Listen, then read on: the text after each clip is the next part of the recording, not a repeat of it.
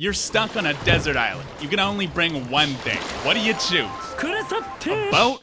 Wrong! You're an idiot, and 30 minutes after leaving, you crash and drown and die a horrible death. Here's what you should really bring. Knowledge. This is the question Dr. Stone poses when the genius mad scientist Senku wakes up alone to discover the entirety of human civilization has crumbled over 3,700 years as every single person has turned to stone. Looking upon the world restored to its natural self, he asks himself, if you alone possess the collected wisdom of humanity built up over centuries, how do you rebuild civilization from scratch? What is the very first thing you should do? Science, bitch! Not just science, but kick-ass science. And not just kick-ass science, but a lot of kick-ass science. What makes this so fascinating is not what he does, but how he sees the entire world as one giant puzzle as he uses a millennia of scientific discoveries to leapfrog every single stage of civilization. So I can see how most people got fooled into thinking this is a story about how science is cool and kick-ass. But fooled you were, because make no mistake, this is not a story about science. Hear me out. This is why the world needs Dr. Stone. Sure, Senku makes a lot of cool inventions, like a lot. Science, bitch! And he wins over everyone with how cool and kick-ass his science is. But have you ever stopped to ask, why is his science so cool and kick-ass? Why does he, almost every single time, stop to make something useless and shiny first? Why does he make Kinro a gold spear? Why does he make cotton candy? Why does he introduce stone people to motherfucking ramen? Like, sure, he often needs to test his inventions, like making cotton candy to spin gold thread, but there's a simpler reason. They're fucking cool. No, really think about it. It's not that he needs to make all these things, it's that he needs to show them to everyone so that they believe in science. Dr. Stone isn't about science, it's about believing in the power of science. Believe it! Now, you're probably like, wait a second, why would it be about that? Science isn't a belief, it's measurable, experimental, objective fact. Science doesn't care about your feelings and your beliefs. Science just is. And that's almost correct. But here's what Dr. Stone wants you to take away. Science is not a living creature or some kick-ass space robot. Science is the accumulation of 2 million years of progress. Science is us. Science is people. And while science doesn't need you to believe in it, people do.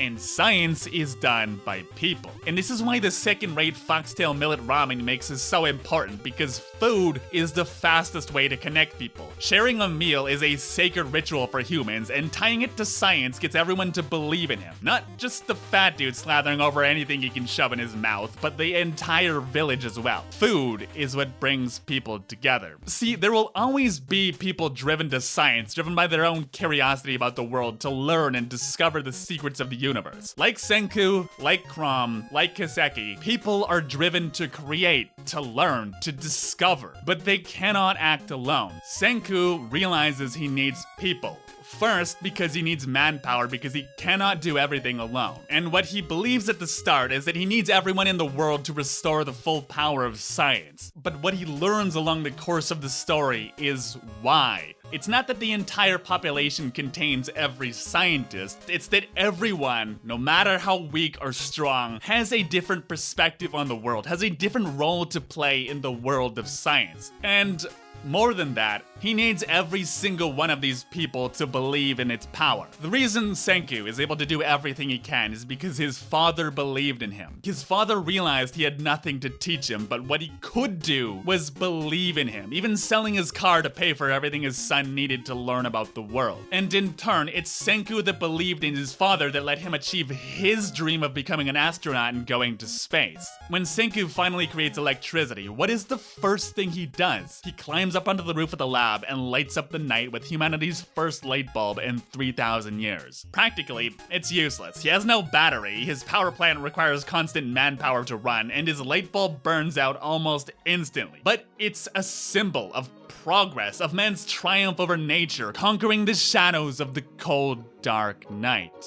It's a symbol of everything he's achieved and everything he will achieve. His light is an idea, one that words cannot hope to capture. There was darkness, and now there is light.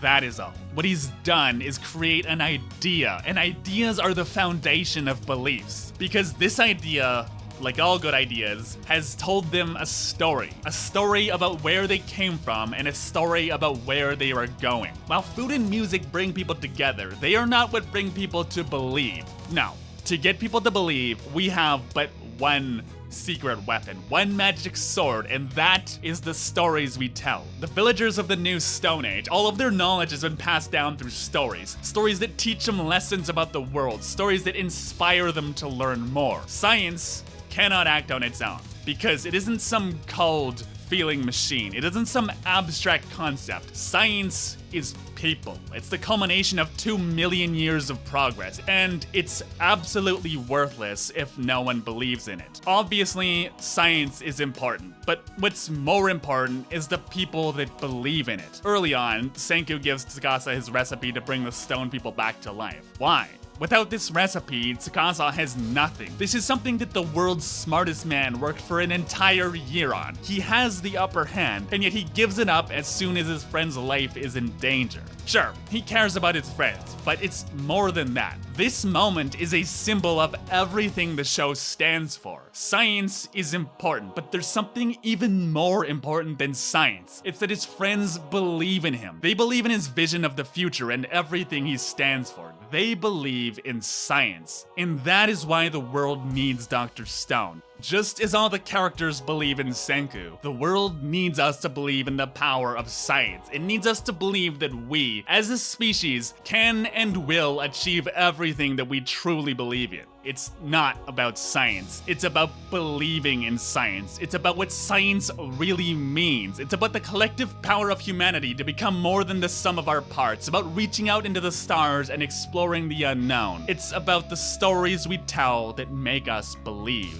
Just like Crom was inspired by the stories passed down over generations, stories like Dr. Stone will inspire new minds, curious about the world, and driven to build, to experiment, and to learn. If you want to get people excited about science, I can think of no better way than showing them some kick-ass fucking anime. So by all means, tell people to watch Dr. Stone, and tell them it's about kick-ass science. That's not what it's about, but let's say that's what it's about.